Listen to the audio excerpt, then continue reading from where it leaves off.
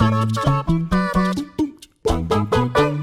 everyone and welcome to WhatCulture Gaming. I'm Josh, joined as ever by the delectable, delicious fountain of knowledge that is Ewan Patterson. I'm pretty brainy. Today we have some potential Spider-Man 2 news. Ewan is obviously the biggest PS4 Spider-Man fan of all time, and that is in the Guinness World Book of Records, but there's no time for this today. The news is that the sequel is coming apparently sooner than you think. How soon? Very soon. Apparently it is coming in Christmas 2021. That's still too far, no. If Imran Khan is to be believed. This is a reporter previously of Game Informer, now of Kind of Funny fame. They were on the Kind of Funny Games cast and had this to say, I quote, "I know too much about Marvel's Spider-Man 2, so I can't speculate too much. I think a Spider-Man 2 will come sooner than we think," and then went on to directly mention Christmas 2021, which would put it 3 years after the release of the first game, which I think makes about sense. Even though, the world of big budget AAA games is, entirely unwieldy and you expect games to take around 4 years, especially when it comes to the first party,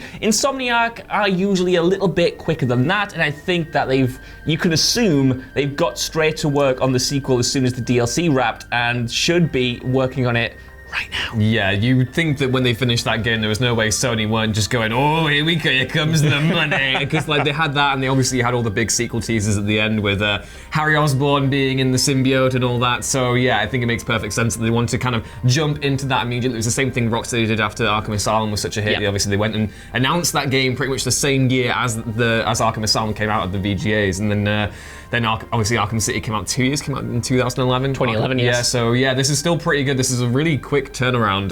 It is. I would wish it was sooner because I'm just a greedy man, but at the same time, I can wait until 2021. I'm fine with that, and I usually wait like a year after the next console generation before I jump in. Well, I can't do that now, but I will definitely do that. Yeah. Is an interesting thing you should say that, Ewan, because you were talking about announcements as well. I am hypothesizing, this has not been rumored, but it would make sense with this release window in mind that I think we could get an announcement whenever Sony formally unveils the PlayStation 5. We're not going to have an event like they did with the PS4 where they, show off what the next generation is going to be and the experiences you can expect to see. And I think they would be missing a trick if this is the release window to not show Spidey. Like you mentioned, this has made Sony so much money. It is their highest selling PS4 game ever. So if they have that out the gate, not only is it, great for fans like us to see, but from a business perspective, it is a great get to have to say, look, we have got Spider-Man. Spider-Man 2 is coming. You all love this game. Why don't you jump on board? Why don't you jump on board and buy our PlayStation 5? It makes sense as well, because that first E3 trailer for Spider-Man was really the trailer for me that really was like, oh my god, this generation is like, I felt there was like a turning point for the PlayStation. Yeah, I felt agree. This is the point where it really justified